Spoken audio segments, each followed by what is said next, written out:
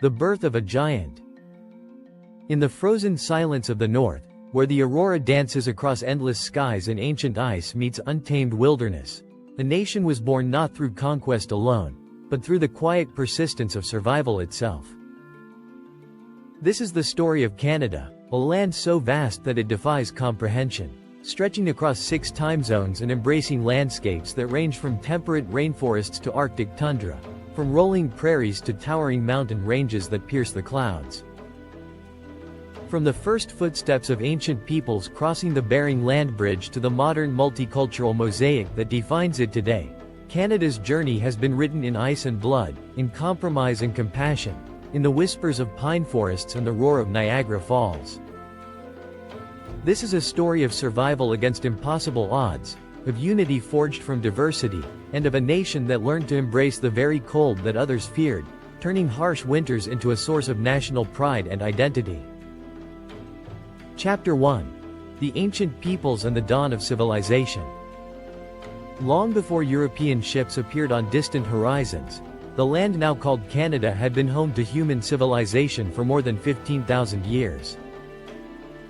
Bridge that once connected Asia to North America, spreading gradually across the continent and adapting to environments as varied as any on Earth. Influenced the very founders of modern democratic thought. Along the Pacific coast, nations like the Haida, Tlingit, and Kwakwaka'wakw built magnificent cedar longhouses and carved towering totem poles that told stories of lineage, legend, and connection to the natural world. In the Arctic, the Inuit mastered survival in conditions that would kill unprepared outsiders within hours, developing technologies like the igloo and kayak that represented triumphs of human ingenuity.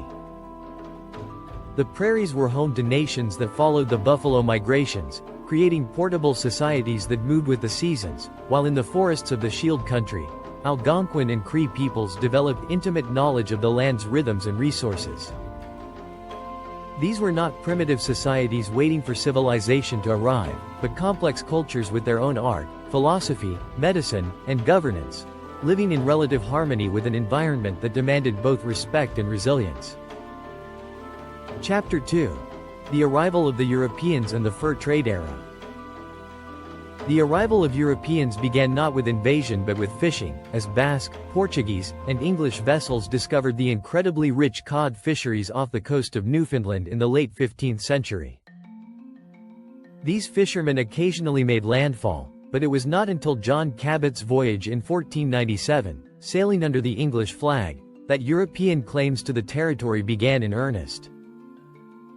Yet it was the French who would leave the deepest early mark, beginning with Jacques Cartier's explorations in 1534, when he sailed up the St. Lawrence River and made contact with Iroquoian peoples at Stadacona and Hochelaga, villages that would later become Quebec City and Montreal. The French quickly recognized that the real wealth of this new land lay not in gold or silver, but in fur, particularly beaver pelts that were in enormous demand in Europe for making felt hats. Samuel de Champlain founded Quebec in 1608, establishing the first permanent European settlement and initiating a complex relationship with indigenous nations that involved trade, military alliances, and cultural exchange. The fur trade transformed everything, creating a vast economic network that stretched from the Atlantic to the Rocky Mountains, with indigenous trappers and traders as essential partners.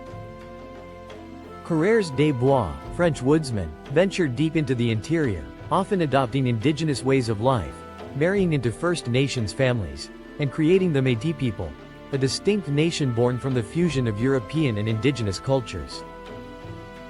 Meanwhile, the English established the Hudson's Bay Company in 1670, creating a commercial empire that would eventually control vast territories and outlast many nations.